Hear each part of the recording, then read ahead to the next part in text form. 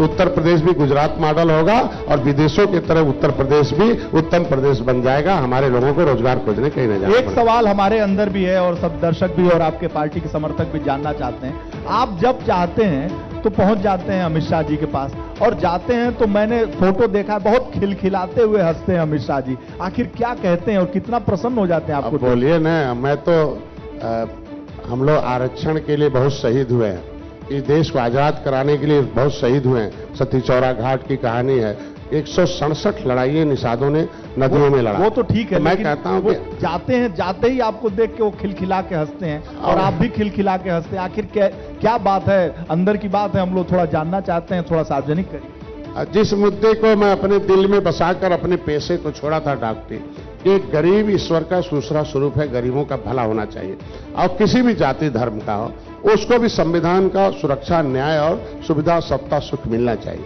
लेकिन 70 सालों ने सबने नाम तो गरीबों का लिया लेकिन काम कुछ नहीं किया, बल्कि उल्टा शोषण हो गया। मतलब गरीब ये समझ के अपना गार्जियन चुना था कांग्रेस को, सपा बसपा को, कि हमें मिलेगा, लेकिन वो चीज नहीं मिला।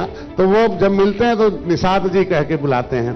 पहले क्या था उत्तर प्रदेश में, किस नियत से लोग केवट मल्ला बिंद कश्यप खान को देखते थे, लेकिन जब कोई प्रधानमंत्री निषाद जी को बुलाए, यही प्रयागराज है, पहली बार है कि निषाद राज गुरुराज महाराज का 9 बार जय निषाद राज का नारा प्रधानमंत्री ने लगाया था। अभी निषाद राज के किले पर उन्होंने भगवान राम और निषाद राज का मिले बोलते। तो मैं इसलिए खुश रहूं कि एक व्यक्ति ने हमसे एक बार रात में पूछा, 12 बजे, वो हमारे वर्ग था, बहुत दर्द वाली बात बता दूं कि 12 बजे कहा कि ये कौन सा प्रमाण है कि वो किला निषाद राज का है। हमने अरे यार, विश्व के लोगों ने मिलकर खुदाई की है और जो रामायण और दुनिया के इतिहास पे पुरातत्वविद ऐसा तो नहीं, वैज्ञानिकों ने खुदाई की है और खुदाई में किला भी मिला है।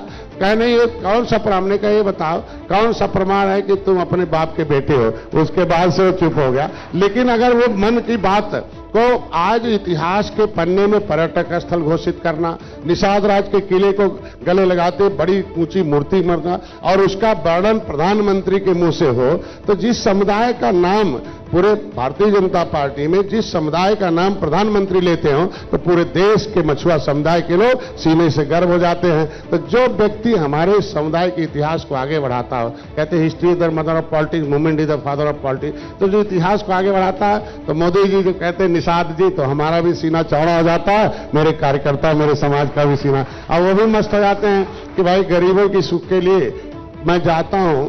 तो पहले व्यक्ति में कभी उनसे अपने परिवार, अपनी कुछ नहीं मांगा, केवल अपने कार्यकर्ताओं के लिए, अपने समाज की एक ही बात आरक्षण, एक ही बात इनकी हिस्सेदारी, एक ही बात की क्रिमिनल ट्राइब्स एक्ट से इंक्वायरी कमेटी से प्रभावित है इनका, criminal tribes act inquiry committee अंतर से मैंने कहता, एक ही बात की पूरे देश के मछुआरों की दशा खराब है इसको के। तो उन्होंने कहा भाई देखो, गरीब की चिंता आप भी करते हो, हम भी करते हैं, तो इसलिए आओ दोनों मिलकर लड़ते हैं और निश्चित रूप से आज नहीं कल सफलता मिलेगा।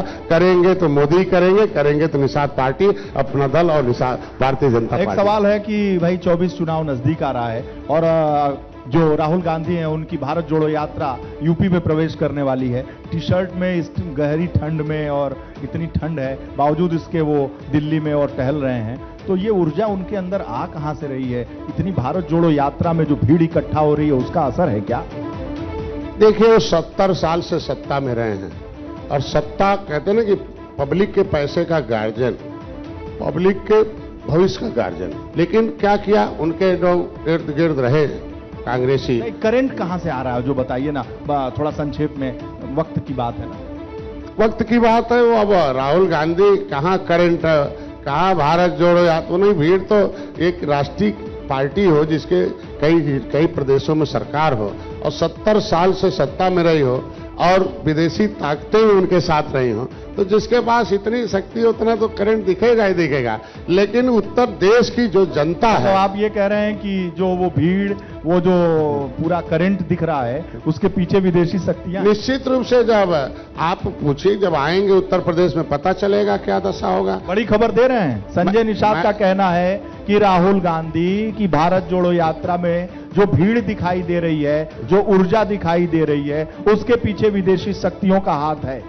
इसलिए कह रहे हैं हमसे कि आप देखिए कि कांग्रेस थी तो राम मंदिर का दरवाजा खोला, फिर बंद कर दिया, हम कहते हैं कि राम मंदिर के नाम पर कितनी बार क्या क्या बयानबाजी हुई। आप लोगों को घबराहट हो रही है क्या? कोई घबराहट नहीं, हम लोगों को कौन घबराहट। हम तो जब सपा बसपा एक हो गए 2019 में, तब नहीं घबराए हम लोग। तो कांग्रेस जहां जीरो हो गई है तो जीरो को क्या घबराना है, जीरो अपने आप डबल जीरो हो जाएगा। तो आज के दिन में अभी हम दूसरे, अभी देखिए मैं गुजरात गया था, केवल चलिए 5 दिन के लिए गया। बात अगर राहुल की हुई तो बात अखिलेश की भी होगी। यूपी की बात है, चुनाव वक्त कम है। अखिलेश यादव का क्या भविष्य है बताइए? आप तो 70 फीट ऊपर 70 फीट नीचे देखते हैं। उनका भविष्य उनके पिताजी तक जुड़ा हुआ था। राजनीति में विरासत नहीं चलती है कि हम विरासत में मिल जाए।